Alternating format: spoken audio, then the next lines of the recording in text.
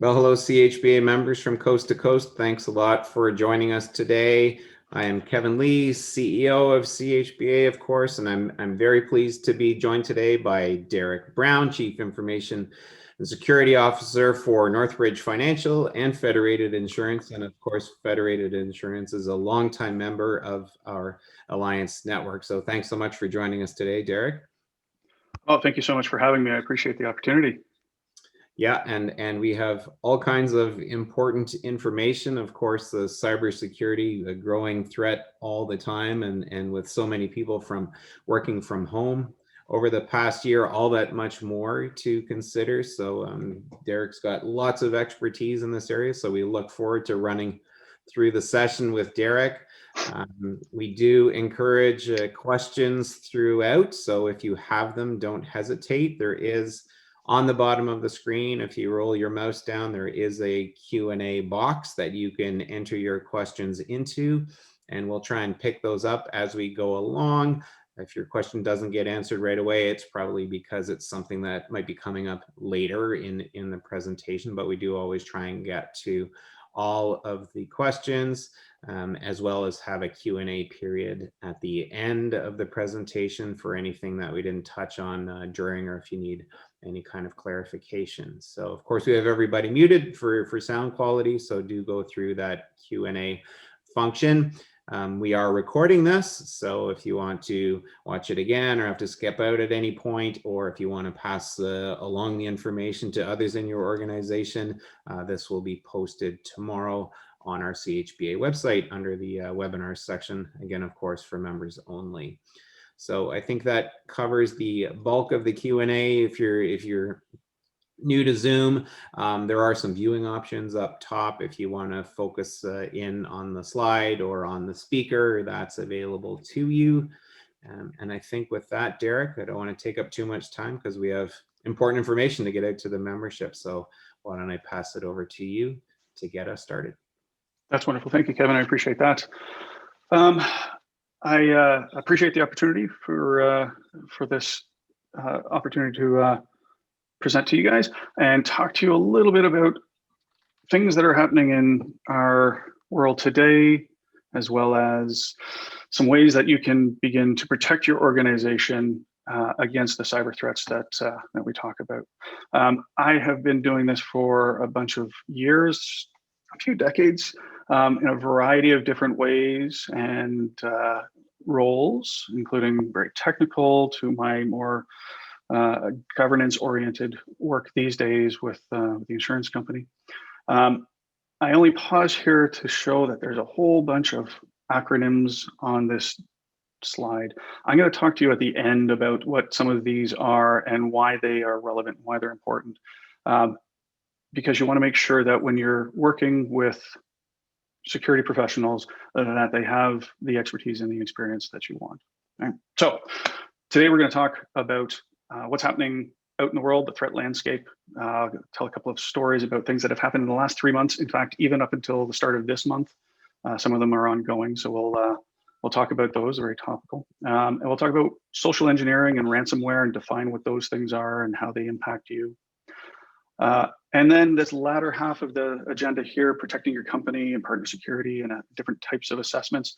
Those are things that I think you're going to really find the value in, right? When you walk away today, you should be thinking about what we heard here at the end, because that's the tools that you'll need to begin to protect your own organizations.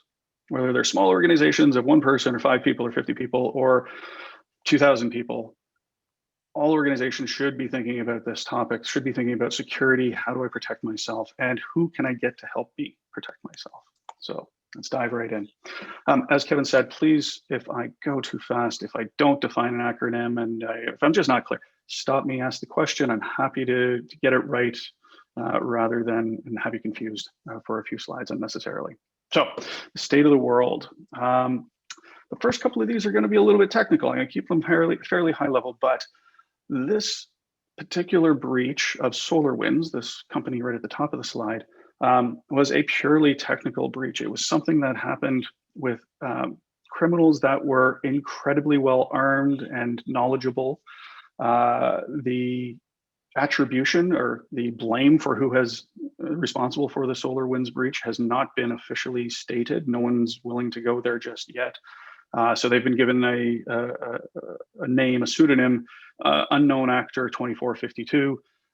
It is commonly accepted or assumed that this was a group that's associated with a nation state actor, in this case, probably Russia, but we're not positive of that. There's no real evidence that proves that, but that's the assumption in many cases at this point. And this group attacked SolarWinds. SolarWinds is a company you may never have heard of because it's one of these companies that's in the back room, right? They make software that actually monitors other software. So if you have a lot of things going on in your company, you want to make sure that they're automatically taken care of rather than having to do it yourself by hand. And these guys write the software that does that. And when their 38,000 customers install their software in their company offices, that software occasionally calls back home to SolarWinds and says, is there an update? Is there a new patch that I should be installing? That's normal, it's typical.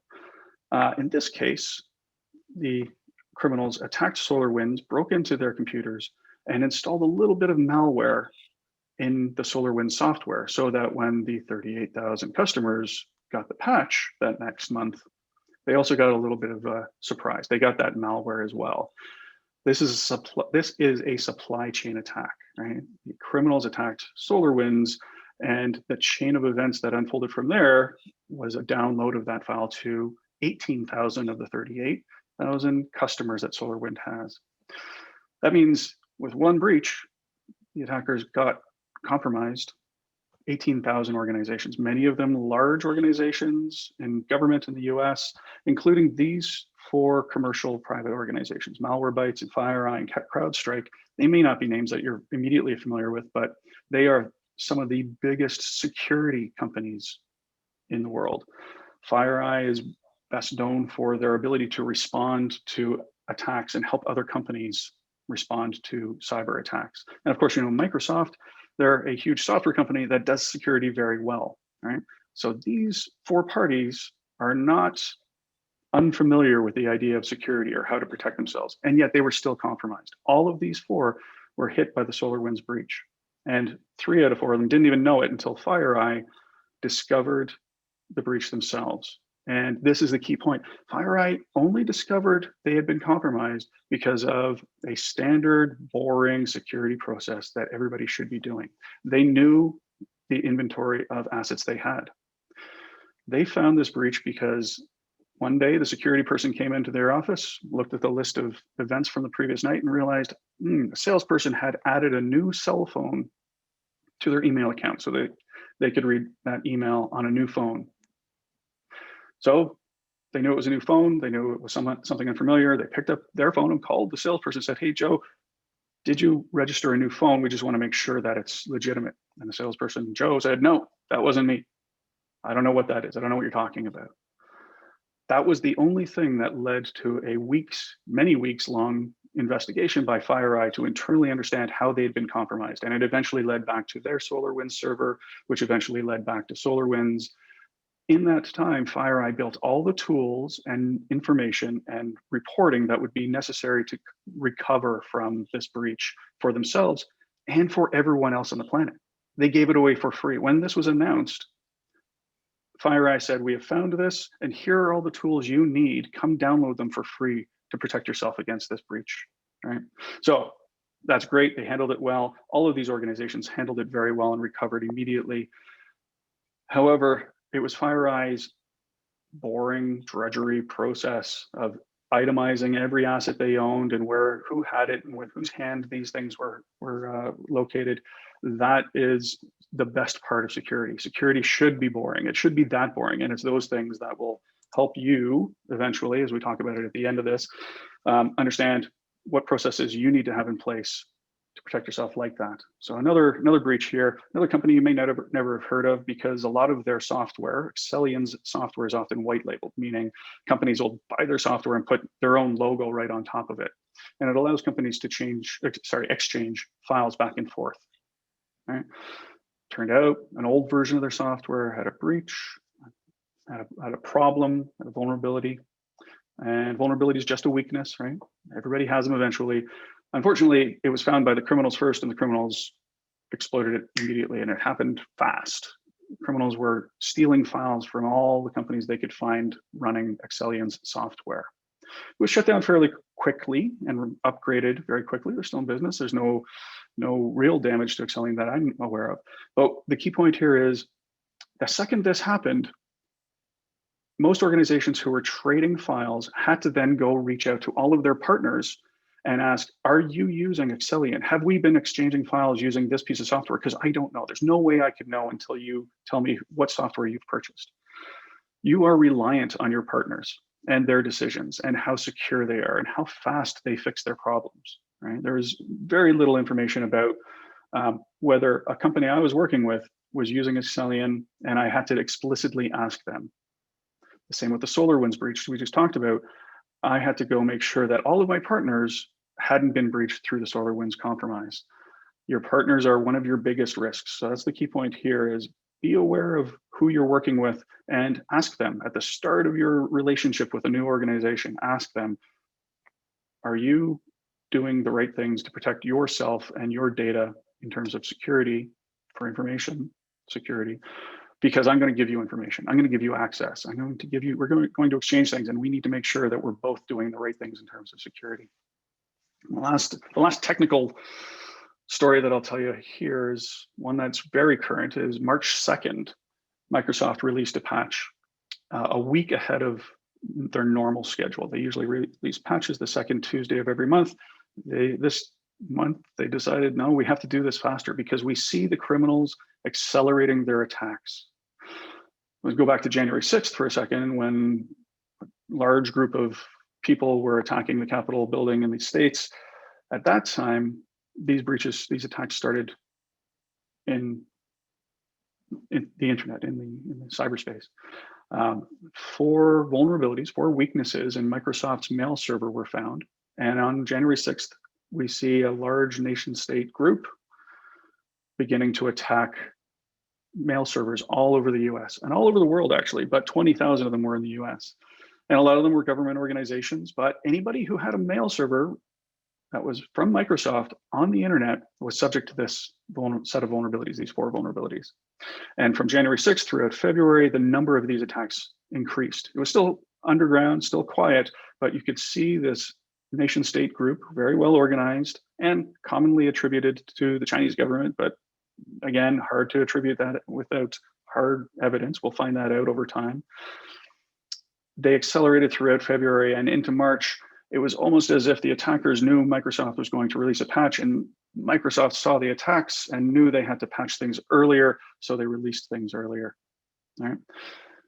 They did it again very well. They not only released a patch to protect people, to allow people to install that and protect their mail servers, but they also released some tools that allowed anybody to download for free a tool that would let you inspect your mail servers to see if you had been compromised. This is still ongoing. There's many organizations who have not got around to patching. This is a key foundational security practice. If you are running any of your own computers, whether it's your laptop that you're working on a day-to-day basis, even your cell phone, or whether you're running mail servers and a whole data center full of equipment, you've got to be considering and planning to patch these things regularly. Listen to your vendors, listen to Microsoft and the media, and hear what the vulnerabilities are. And when Microsoft says, we consider these vulnerabilities so critical that we need you to patch them early, pay attention to that. Now, within our organization, we patched within 12 hours and we ran their tools within the same period of time. All good, no problems, but 20,000 other organizations were hit on or around March 2nd, and it's still ongoing for those organizations who haven't patched or haven't had the opportunity to. So this is still low-hanging fruit for attackers out there. And now it's not just that one nation state group anymore, it's others who are taking advantage of that. So let's move away from the technical bits for a second, because those are problems that you have little control over. You can react to them, but you can't necessarily stop them early, right? Whether SolarWinds gets breached or Microsoft has a weakness or a vulnerability in their software, that's out of your control, that's out of my control. We can pay attention to it and be ready for it and react when appropriate, but we can't do anything about it. What we can do is prepare ourselves in terms of making sure our people, our employees, and ourselves, family and friends, are prepared for things like social engineering threats. Right? Social engineering, it's typically seen as a phishing email. Sometimes it's through social media, LinkedIn or Facebook. You'll get some links or an attachment that's malicious, but often it's the email you get that's trying to convince you to do something you normally wouldn't do. It's an attack on your trust. All right, you may get an email from an old friend or an email address that looks appropriate, or from a partner that is asking you to open an attachment or click on a link to go to a website to log in somewhere. But if it's out of context or it's not what you would expect, then it might be a social engineering phishing email. There's a bunch of different variants. We won't go into all the details, but be aware that it's that those who are unprepared to question and hesitate and stop before they click on that link are the ones that are most vulnerable to this sort of attack. Right? And we find that 12% of the people that we send a link to, they'll click on it. And we do this. We send test simulation phishing emails to our employees and to parts of our organization just to see and train them. Hey, are you going to click on this link? And if they do, they're brought to a training session to make sure that they know why they shouldn't have been clicking on that link and what the indicators are. We'll talk about those a little bit later, but 12% of the organization or typical organizations will click on those links, right? Security awareness training for those individuals will reduce that number drastically down to single digits, and in some cases zero, right? Some organizations get very good at identifying these phishing emails and don't allow people to click on links or open attachments unnecessarily. If you send somebody an attachment, yeah, sure. Say just, and certainly at CHBA, like all organizations these days, I'm sure we're bombarded nonstop with these phishing emails, and you ask yourself why, right? Yeah, and you send around the information and some of them are good and really well done. Some of them are terrible and so easy to identify with the mistakes in that. But can you, what's a great tip for being able to identify one of these phishing emails? Absolutely. So you said it right there. Sometimes these are so poorly constructed that you would wonder why anybody would click on these things. They have poor grammar, poor spelling, poor punctuation, capitalizations off. They email out to you directly to ask you for a favor, but don't know your name. Those are all big indicators. If you get an email from Microsoft and the colors and the logo are wrong or fuzzy, you know that Microsoft didn't send it, because when they send communications to their customers, they do it professionally. They hire experts, people trained in communications, to make sure that their customers are getting the best quality. And if you're not getting that in an email, you know that it's a problem. But one of the biggest indicators is the email address that it is from. So look at the from line and see if that is correct, is what you expect it to be. And if so, consider hitting reply. And does the new window that comes up in your email account say the same thing that the from line says? If they're different, then question whether they're actually legitimate. Right? If you're getting an email from CHBA, Kevin at chba.ca, and you hit reply and the email is going to go back to criminal@evildomain.com, then there's a discrepancy there, because it's probably not you. So pay attention to things like that. Any kind of discrepancy, pause, hesitate, and I'll share a story a little bit later, but pick up the phone. Don't respond via email, because you're communicating with a criminal at that point. Pick up the phone and call the individual that you think it's from. That's my best advice there. Because and you wonder, why are you getting all of these phishing emails in the first place? Well, at the top of this slide, you see that a successful phishing attack can result in data loss. They can get your name and password, your credentials, but more and more over the last year, there's been a 130% increase in the number of ransomware infections. So what's ransomware? Ransomware is a malicious piece of software that attacks your computer and starts to encrypt all of the files on that computer. And in encrypting them, it takes them away from you. You can no longer read them. So it's an extortion attempt. They're asking for ransom. The criminals are encrypting your files so that you have to pay them a certain number of dollars to get access to your files back. Right? 47% of phishing emails will result in a ransomware attack. That's a high percentage. That's why people are sending you these phishing emails. Now flip that around for a second.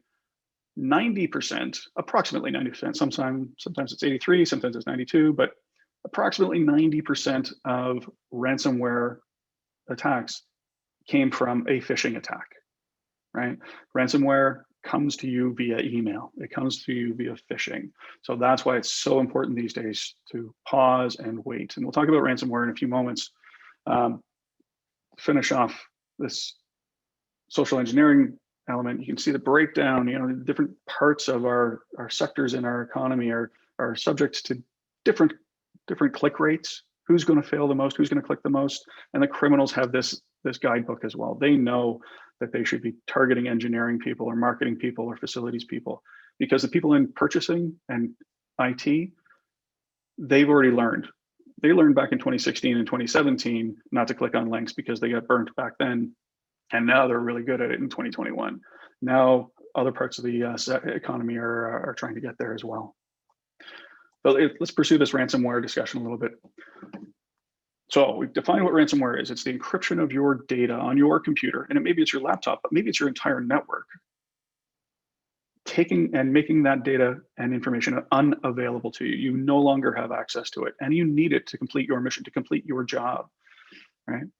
So what do? It's a ransom. Do you pay the ransom? That's a really hard question. I, as the advisor for security within my organization, advise never pay the ransom, because you will be paying criminals.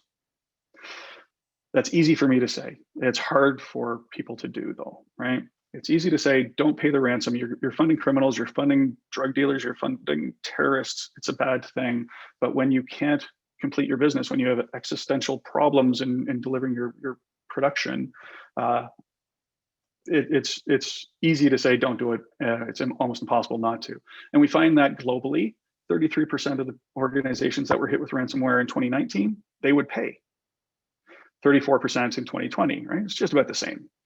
All right, some of the mix here, though, changed. In 2019, you paid once and you got your data back. You got the keys and the criminals went on with their day and you got your data.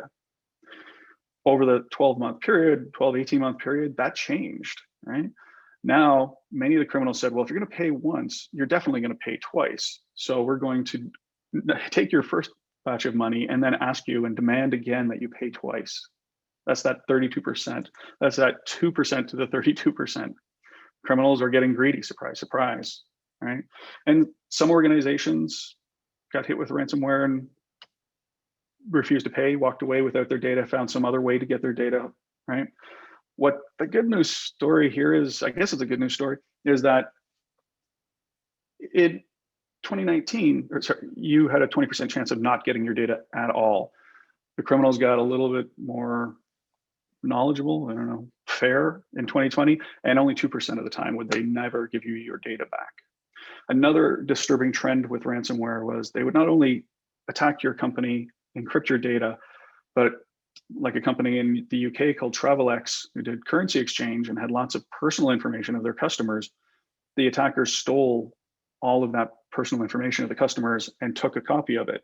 And they said, not only do you have to pay to get your data back, you have to pay us again so that we don't release all this private information of your customers.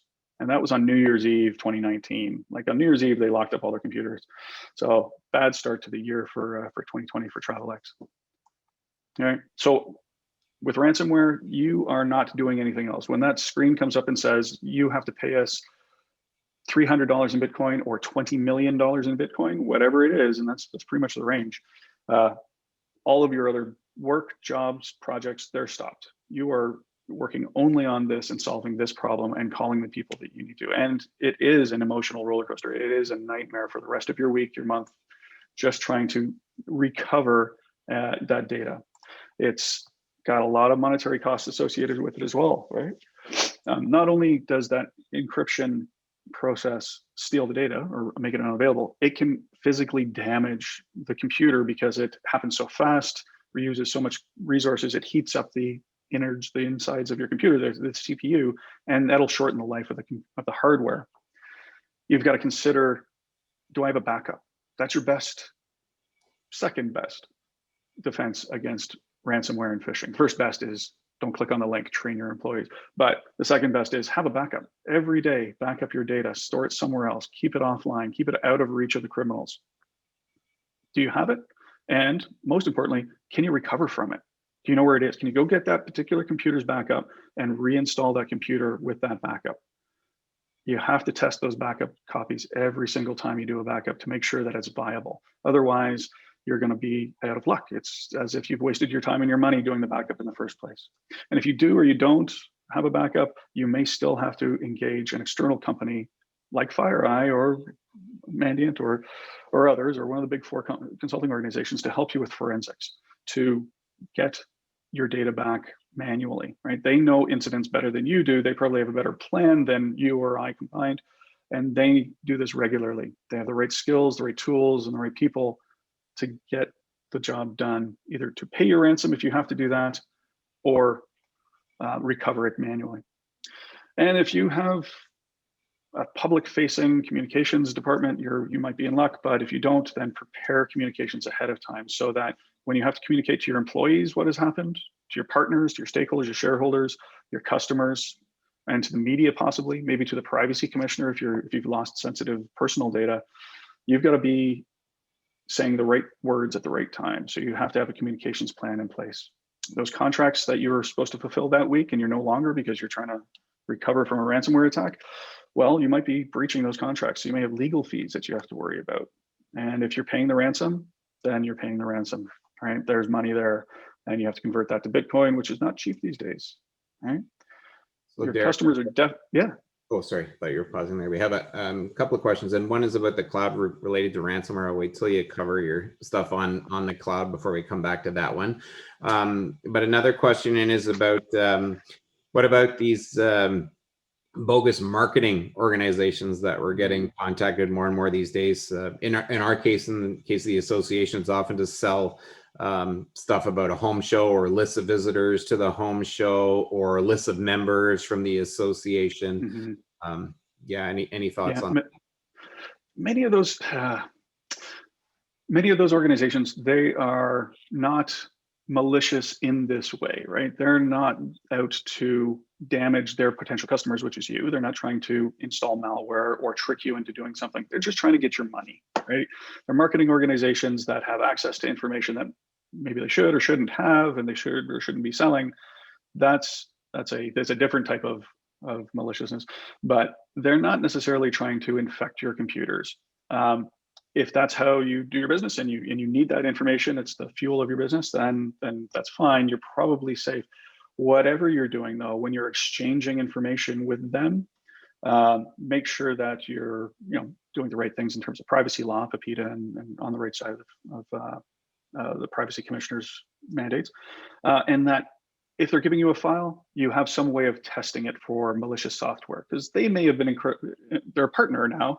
They may have been compromised in some way previously down the road, but you don't want that to spread to you. So if they're giving you a file to use in your computer or on your network, scan it with a piece of software called an anti-malware application or an antivirus application. There are a number of sites on the internet you could upload that file to see if it's malicious. But if you've just that, you may or may not want to send that out to the internet, because that's like posting it on the internet essentially. And you may not want to do that because you've just paid for it. Always, those companies may or may not be legitimate, and they probably haven't accessed your data because there are other places they can get the data, and the data may or may not be accurate too, but it's not necessarily a security breach. Yeah, that's right. That's right. There is, if you're interested to see if your particular information, your name and address, your domain, your email domain has been compromised, there's a site run by a gentleman named Troy Hunt out of Australia, and the site is haveibeenpwned.com, and I'll spell it out for you. Maybe I can type it in the screen in a few minutes. You go to that site, or if you just Google "have I been," it'll complete it for you. You go to that site and you type in your domain name or your email address, and he has a fairly current and accurate list of all of the email addresses that have been released or shared or dumped on the internet in the past decade. Billions and billions and billions of these files and email addresses have been dumped. That's one place you can go just to see if your name shows up there. It'll tell you, there was a compromise in LinkedIn in 2018 and your name and password were exposed at that time. and it'll give you the full list of things like that. So that's one way you can begin to protect yourself from being on one of those lists that are being passed around. Great. And another quick question that I can answer: have we Sure. heard of CHBA members who have suffered from ransomware attacks? And I haven't heard. There's lots of people who have suffered from it, but I can say, just answer the question, we haven't heard it at the national office of any of our members being hit yet. Good. I hate to say it, but it will happen, right? The organization is big enough that you will eventually have one of your members hit, and sharing that information might be useful in protecting the others, right? So if one of you gets hit, that might be a good clearinghouse opportunity to say, you know what, an anonymous organization or anonymous member has been hit by ransomware. It was this type of ransomware. It came in this type of email. Protect yourself. The rest of the members may appreciate that. That's hard to coordinate, but it's one of the things that I've tried to set up in a number of companies that I work with throughout the Northbridge and Fairfax organization, and it is very useful to know that emerging threat. In terms of protecting yourself further, lots of organizations, small and large. This is small, medium enterprises. A survey that was done in 2019. We asked, or they were asked, it was done by ESET. They asked, what controls, what things are you doing to protect yourself, including, have you got passwords and antivirus and firewall? Those are most common. 71%, 70% of the organizations have those security controls in place because they're it's table stakes. If you're going to have anything on the internet of your own, then you probably have antivirus on your laptop, or you probably log into your laptop and your email using a name and password. Those are important, of course. But the things that you need to be doing to protect yourself in terms of ransomware and phishing attacks are these two things here, right? Employee awareness is the best control against clicking on links because it's the human problem. It's the attackers attacking the trust. All right? So I encourage those. In the interest of time, I'm going to jump ahead just a little bit to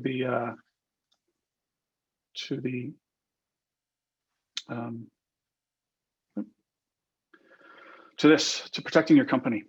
Okay. I'm going to talk to each of these 4 points briefly on the next few slides, but it's important that you're doing all of them or you're thinking about all of them. Knowing what you have is the first step. That's how FireEye detected the SolarWinds breach. I talked about at the start. They knew how many cell phones they had, how many email addresses they had, and they knew which were linked to which. And they had that list, and they were able to compare it, and they knew what normal looked like. And when things no longer looked normal, they were able to identify it and find that they had been compromised and react, right? But knowing what you have also means having somebody else come in and tell you that, both technically, so you should have an external party come in and run a technical security test against your systems to make sure you understand what vulnerabilities are there, as well as non-technically. Because things like your processes, who can change bank account information for your partners, who can do wire transfers, those are security weak spots in most organizations. And we have seen breaches where the finance department has received an email that said, hi, I'm an employee. I'm one of 5,000 employees. You don't know me personally, but my bank has changed. Please use this new banking information for my next payroll deposit. And it has been a criminal doing that, right? They've either impersonated or compromised that employee's email account, and now is changing the bank account to their own. So things like that are not going to be caught in a technical penetration test, but they will be caught in the non-technical test. Have external security experts come in and do those for you. They're costly. They can distract from your core business because they are going to reveal things that you probably don't want to know, but you should know. You should be aware of and be addressing things like patches not being applied or employees not aware of how to spot identity theft, like that example there. Prioritize your risks. Think about what's going to happen, right? Think about what your vendors are telling you in terms of the software you're running. If you're running Microsoft operating systems and Word and email, you probably are. That's where the world runs on these days, largely. Listen to Microsoft and what risks they're telling you about on a monthly basis and what those impacts are. If they say a risk is critical, pay attention and patch it. Address that as soon as you can. Have good security hygiene, right? Not only patch everything that your vendors are telling you, that means updating it regularly, allowing the updates to proceed on a timely manner, but also configure them.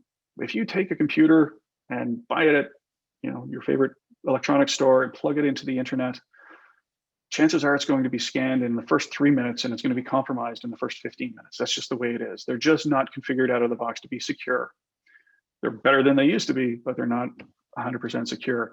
Spend some time and consider how you want to harden that computer. Harden it in terms of secure configuration. And there are plenty of good resources on the internet to allow you to do that, but I would encourage you to engage a security professional. I'll talk more about that in a moment.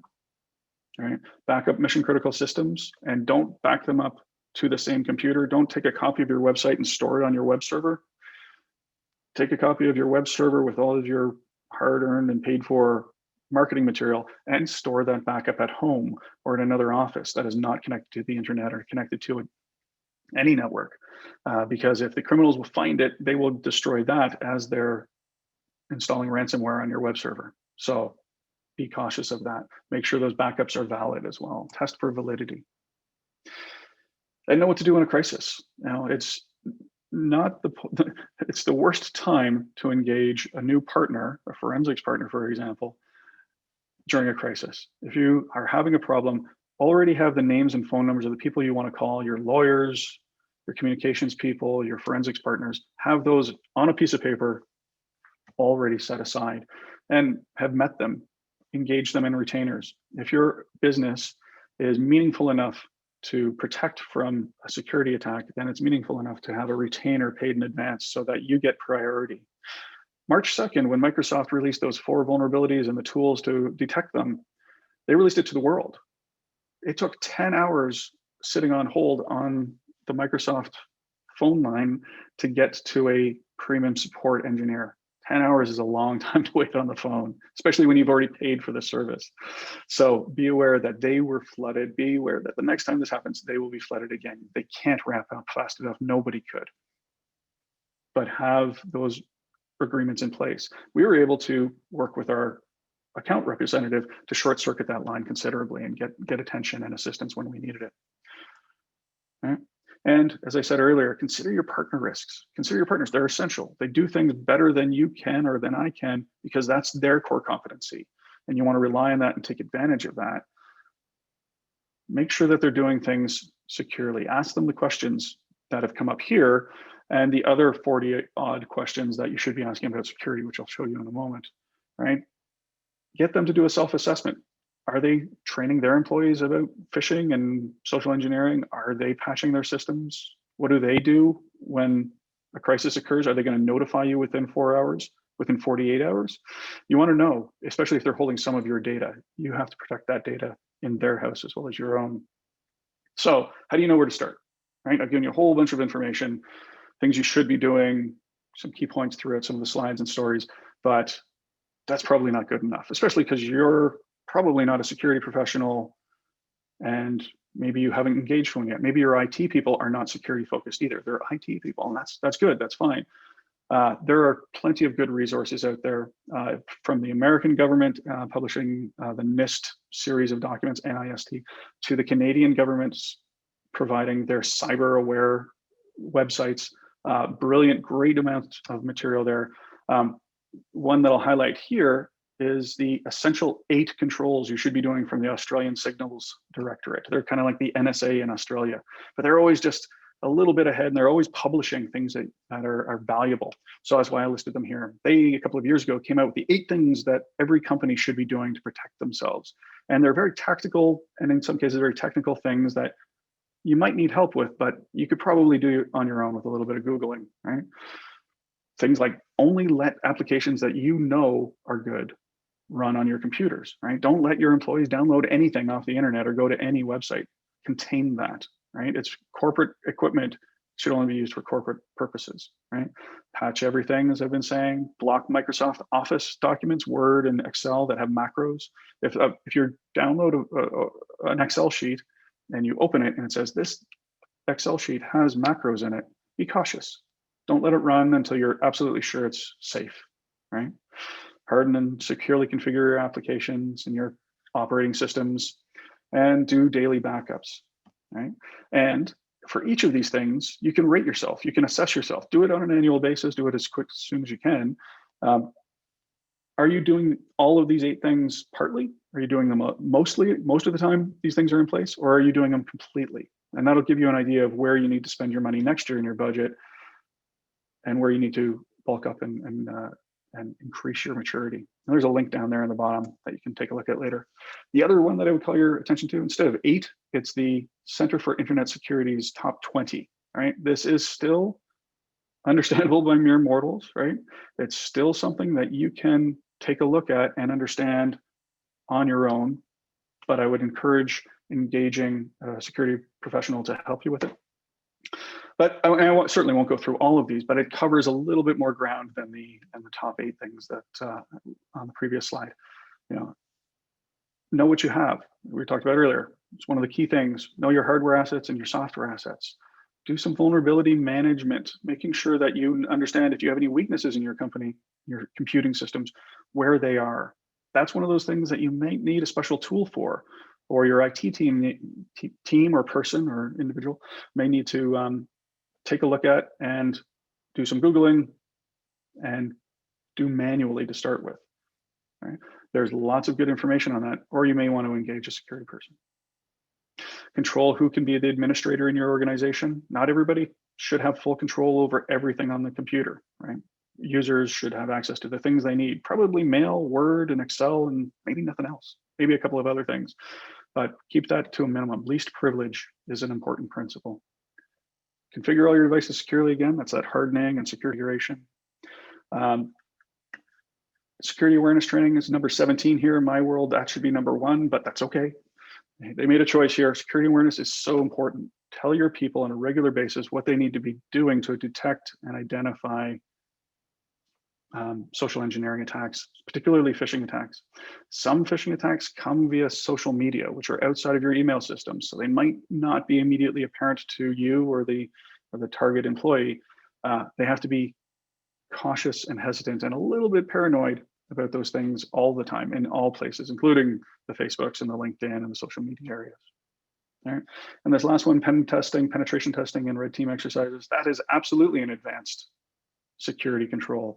That's where every year you should have somebody come in and test the security of your systems and see if they can break in. You're going to pay somebody to break into your systems so that criminals don't break into your system. So you can fix that before the criminals find those vulnerabilities and those problems. We do this regularly. Used to be annually. It's turning out to be a little bit more frequently for specific areas in our world. But that's the risk assessment and risk appetite that we've settled on. So I think there was a poll, the second poll that we're going to do. This might be a good point to do that. What do you think? Yep, that sounds good. I think maybe you also paused your screen because I think we're still seeing the CIS top 20 slide. So maybe you have 1 or 2. But while you're getting that up, we do have the security question about who looks after security. So who looks after security in your office today? So participants, if you could pick one of the 3, IT, facilities, and office services, or nobody, just click on one of those and we'll just a quick informal poll just to see who's doing what right now and how people are handling things. And no one is an honest and fine answer, because that's part of what this security session is about, is figuring out where to go from there.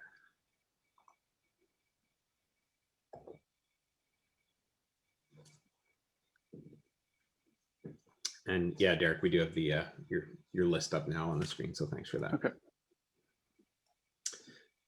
And we have paused. We do have some of the questions that have come in as well. I've just been pausing, and for those of you who asked the questions, we will be getting to those. Yep, absolutely. I'll touch on these last 2 slides on this topic in a minute, and then we can deal with those questions. Absolutely. So it looks like IT by 64% is the key security resource within most organizations, and that is in no way a surprise, because it's very common to lump the security problems in with the technical problems, and IT people are those technical resources. They're the gurus there, and that's normal, because so much of information security is a technical problem, that makes sense. It's not always the case though, and not every IT person has had appropriate training in security. That may not be their first inclination. Most IT people are trained that operations, keeping things running and operating, is the most important part of their job.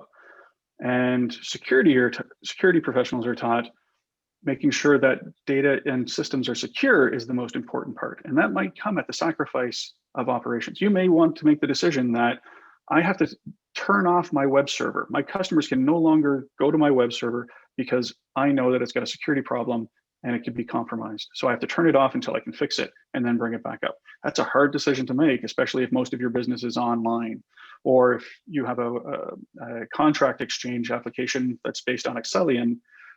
As we talked about at the start, if you wanted to protect that, you'd have to turn off your file transfer system. And that means not getting the contracts that you need to run your business. That's a painful decision as a business owner to have to make, but sometimes it's the right one. And it's an interim solution. It's a short-term solution so that your IT people or your security people can solve the problem. So IT people are great in keeping things running. Ask them the question about whether they should be making security decisions in some cases as well. Can you see this? I'd move forward to a certifications slide. Yeah, and in case of for those who answered no one, and I'm gonna educated guess that in many cases the no one answers coming from smaller organizations, members that are family run, or maybe just one person. Even same with some of our smaller local associations, we'll just have one staff person. And there's a lot to keep on top of. What's the best next step for the smaller operations with no one doing security? It's a hard one. You can do some things yourself. You can, in your computers, turn on auto updates. Make sure that you've talked to the person at Best Buy or Canada Computes or whoever you're working with, and you've talked to the person there, the salesperson, and on what firewall rules you can put on your network so that you're keeping out most of the bad things. Make sure you have anti-malware, antivirus software on your computers. If you're a small organization, you probably don't have a big centralized data center problem. You have a handful of computers you've got to control individually. Make sure the endpoint protection like antivirus software is on that, and that you have it separated from the untrusted internet where at all possible. Once you get to a point where it's too much for you to handle all of those computers, because now it's 5 or 10 or 15, it's just too many, engage a small IT firm that can bring some security controls along with their IT capabilities. That's really the next step in your evolution and your maturity. And ask them if they have people on staff that have these certifications. So I've listed a couple of certifications. The first one here is the CISSP, the Certified Information Systems Security Professional from an organization called ISC Squared. The CRISC is from an organization from ISACA, and the CISA is from ISACA. They have different focuses. They have different requirements of the individuals who attain these certifications. But if you're hiring somebody, whether they're an IT person becoming a security person or somebody selling themselves as a security professional, they should have some certifications, and these are 3 reputable ones. It shows that they have been working in the business for at least 4 or 5 years. They've got some education and some experience, and that they're doing it continually. They are required to keep their certification. They're required to continue to train and learn new things and get continuing education credits. So you know that they're investing in themselves in terms of security, and they should have a good foundation, right? Like any profession, there's good doctors and bad doctors. There's good dentists and bad dentists. There's good security people and there's bad security people. This is at least a bar that means you're going to weed out the people who don't really have the experience you're looking for, and they've invested in it. There's some cost to this, right? They sat down for a 6-hour exam and paid $700 for it, and they're expecting a certain salary range for it as well down at the bottom. These are estimates, and they're a couple of years old, probably 2019. They're a little bit old, but they're not out of the range of what these individuals should be paid these days anyway. And they've got to continue at it, right? They've got to continue training themselves over and over. So when you're dealing with a security professional, make sure they have some certifications, maybe not these ones, but something that you can look up and see as reputable. So, okay, I'll stop there. We've talked about social engineering and ransomware and how they're related. We've identified partners as a key risk, as well as some other risky areas. Um, and we talked about 2 frameworks out of a bazillion out there that you can start with to say, what checklist should I at least look at to, when I look around my office or my house these days, what am I doing in this environment that fits into that framework? Am I printing things? Am I shredding things that I don't need? The framework will guide you through those. And I'd encourage you to go to those links and download them. And if it becomes too much, if you're at that size in your evolution of your organization that you need to bring in an external party, look for those certifications. So I'll stop there. You had a couple of questions that have come in, I think.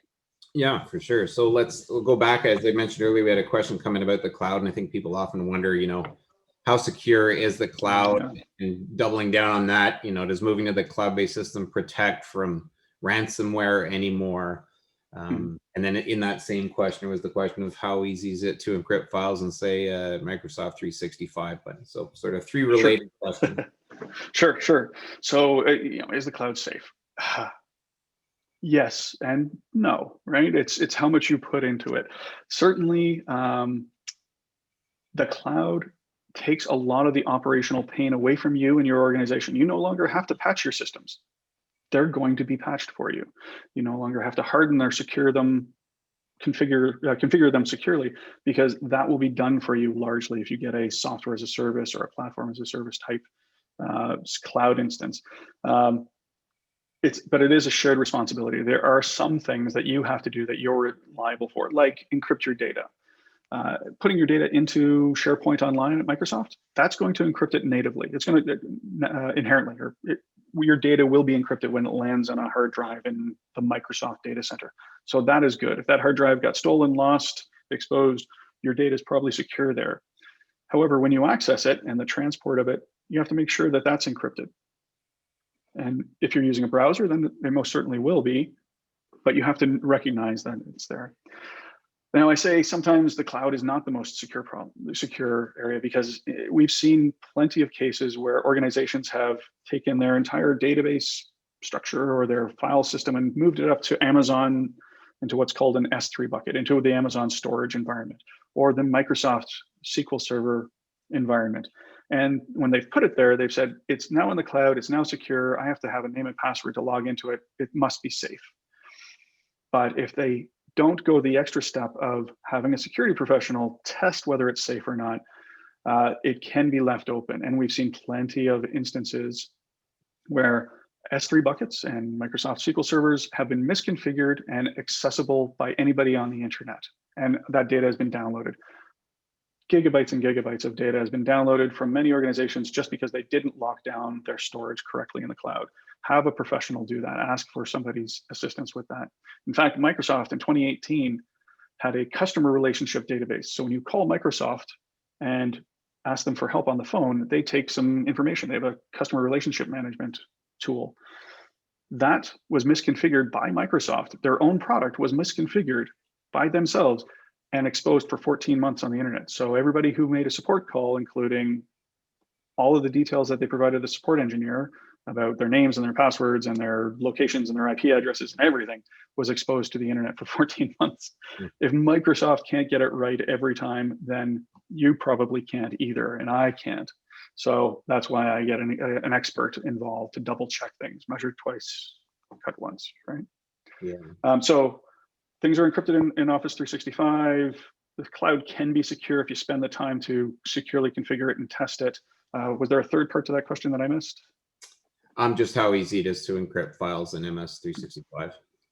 It is. There's other options as well. There's a BYOK solution as well, where you can bring your own keys for encryption. So you have the keys for the encryption rather than using Microsoft's provided keys. And that is more secure. It's also a lot more operational overhead for you. You have to know what you're doing. You have to understand the entire architecture, and you have to protect the keys better than Microsoft can. Microsoft does a pretty good job at doing protecting their keys. So it's unless you have a very good reason, unless you're running an ATM network for banking, you may not want to go to that extent. Yeah, perfect. So we're coming near on 1 o'clock my time, at least different times across the country. We're going to keep answering these questions, but in case anybody has to drop off, one of the questions was, is the deck going to be available? Yes, that will be posted.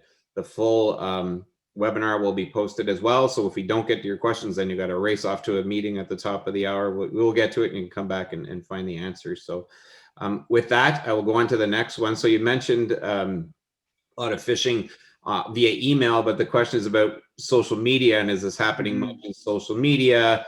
This person saying, I get some weird messages there. It's easy to ignore the one with the links, but sometimes they're just questions, you know, how do you answer those? How do you know when to ignore them? Sort of a little bit of tricky territory. Context is, yeah, it is tricky for sure. Context is everything. It's part of the security awareness training that I do with our organization every year is to identify a phishing attack, you have to think about the context of it. If somebody is reaching out to you at a time where they normally wouldn't, if they're asking something of you, they want you to go somewhere, click on this link or open this attachment, or asking questions about your organization, like who does wire transfers in your company, who's head of finance, who can change banking information. All of that is enough to raise a little red flag in your mind and say, that's not right. I shouldn't be engaging with that particular discussion. Stop there, hesitate, and question whether you should deal with that. Others are more are less apparent. LinkedIn, I have a profile on LinkedIn, and I get a lot of people trying to sell me things, trying to either sell me lists of of customers that I could have, which I don't need, is totally out of context for my role, or they want some information, they want to sell me something, and it's a marketing sales pitch.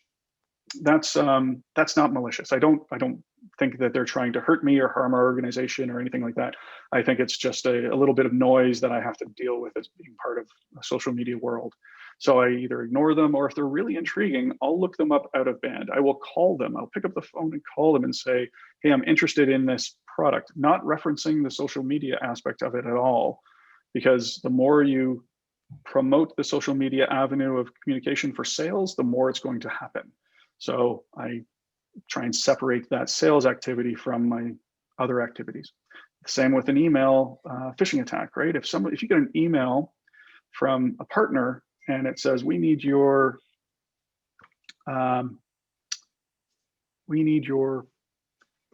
information, you need to open this attachment that's an invoice, it's past due, and it's urgent that you deal with this. You shouldn't immediately react to that via email. You should pick up the phone and call that partner. Do it out of band to make sure that it's legitimate before you're taking action and getting involved in what could be malware on your email. Great. All right, here's a question about backups. So this person's saying backups have saved them more times than they can remember. So that's good. But the question regarding those, have you ever seen backups that had a time bomb type malicious code in them where it was subsequently determined that even the backups were compromised?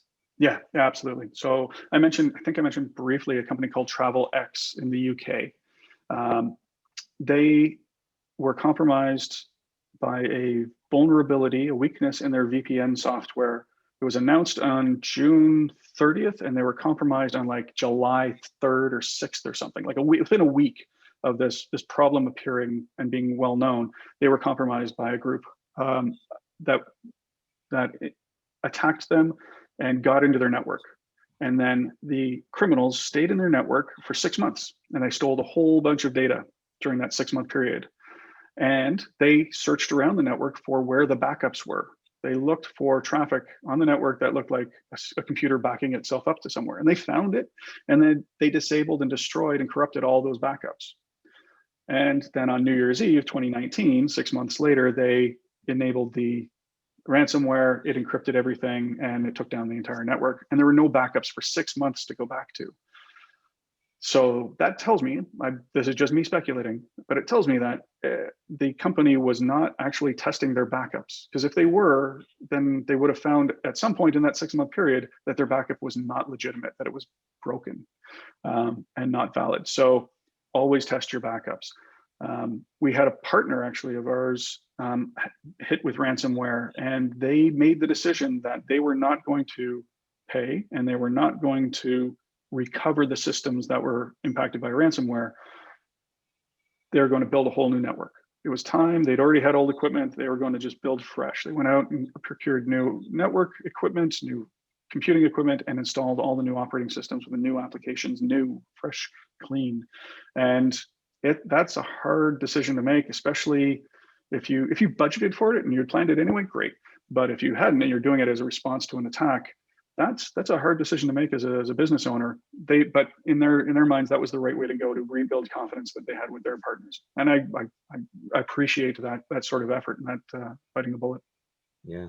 Well, and here's another one sort of little related to Dropbox. Is there still potential to lose access to company data forever from ransomware, even if it's backed up online through a service such as Dropbox? Or if everything is backed up online, would you just be without data until you can get the most recent copy back from the online server? Yeah, so there's archiving services as well, like Druva or Commvault, or Microsoft has an archiving service that will take your data, your emails, and your OneDrive and your Dropbox type storage and back it up for you elsewhere for large repositories and companies that have regulation on them that need to retain data for certain periods of time. Those archiving solutions make a lot of sense. If you're backing up garbage data, your backups will be garbage when they come back. If you're backing up data that gets encrypted in the middle of a ransomware attack, then it's going to be just as encrypted and useless as the computer that's on your computer itself, or as the data that's on your computer itself. So yes, it is possible. Some backup systems, like OneDrive, make a replica of data on your computer that you can use offline.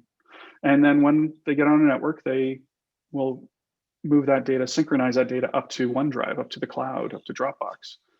If your data gets encrypted with ransomware locally and then starts to upload that data to replace what's in the cloud, it's going to replace that data. It's going to corrupt what's in the cloud.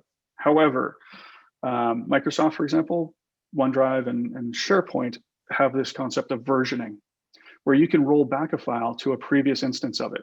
So even if you upload something malicious over a known good file, you can roll back to that known good file in the past. You'll lose some data. You'll lose, the last day of work or the last week of work, something like that. But the cloud is going to give you much more resiliency than you would otherwise have in your own data center. Yeah. Great. Is there anything unique, is the question, about the Apple computer ecosystem? Interesting. So I'm an Apple user, a Mac user, not because it's more secure, but because it's more appropriate for what I want to do with a computer.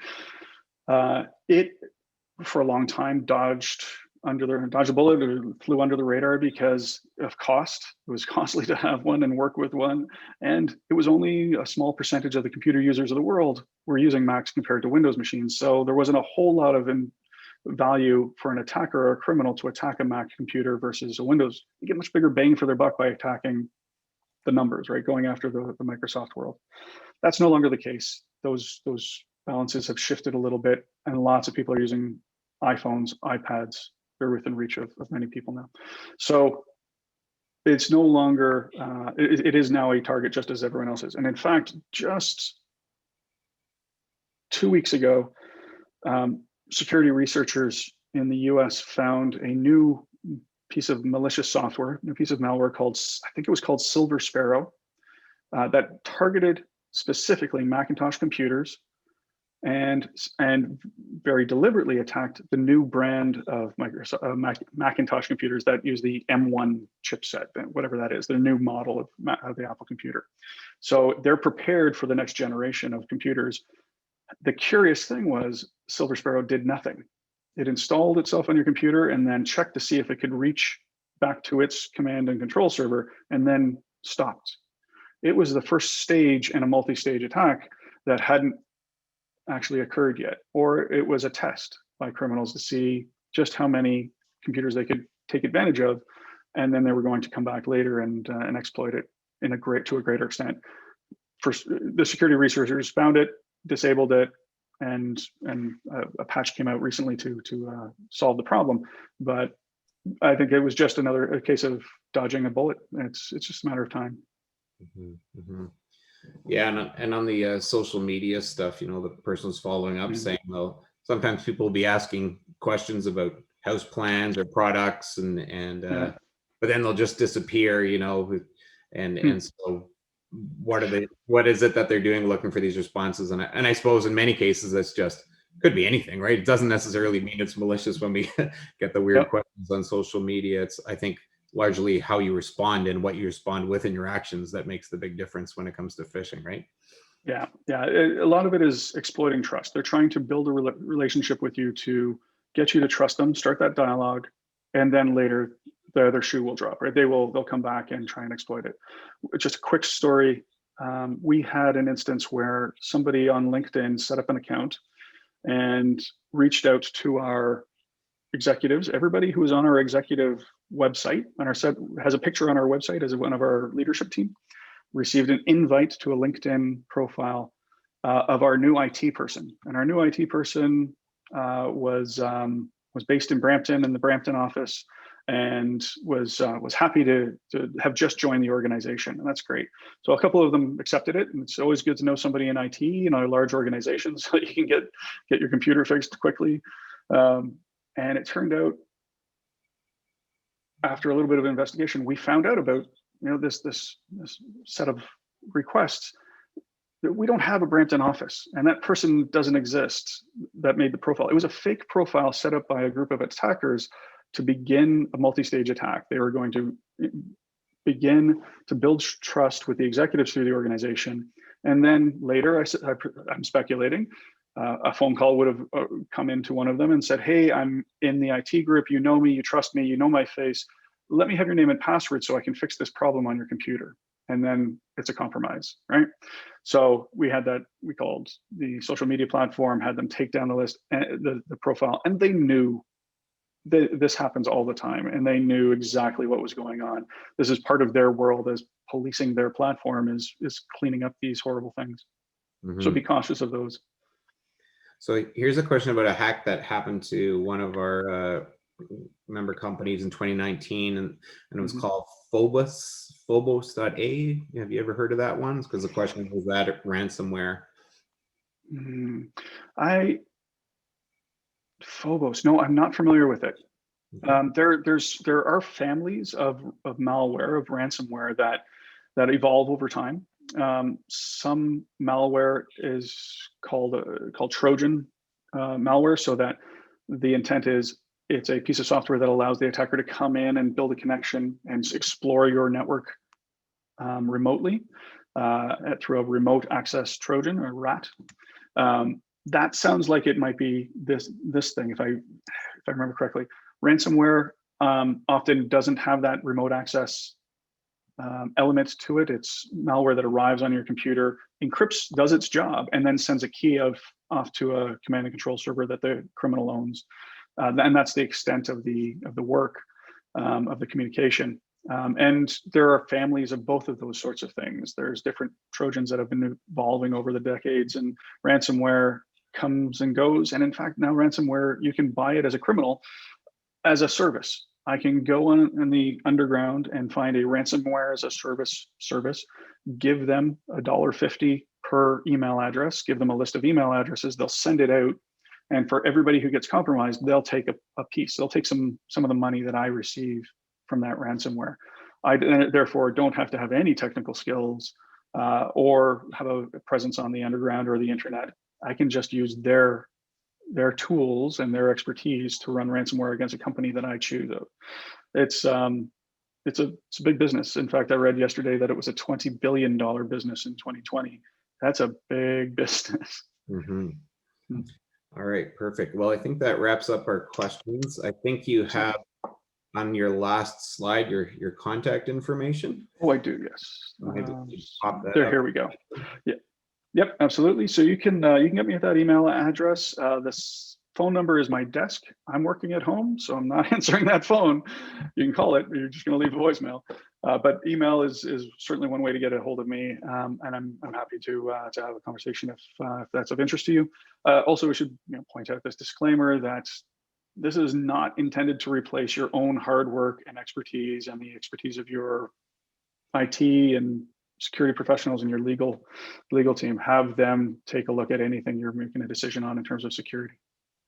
Yeah, and thanks. And provided some good checklists there and stuff that people can look at to make sure they are covering their basis with the professionals. Great. Thank you so much for this opportunity. I really appreciate it, and I enjoyed it. Yeah, well, thank you for bringing this important information to all of our viewers. We will get this deck posted right away. So if you want to access that, and again, there's Derek's information if you want more, and good luck on your IT security journey. And I guess, as Derek said, certainly from the membership, if anybody ever does face issues, especially on ransomware or that side of things, we'd certainly be interested in hearing about it and sharing it out to help protect the rest of the members in the organization too. So let's be open and sharing about those things to help us all protect ourselves. So thanks again, Derek, and until next time. Thanks a lot, everybody.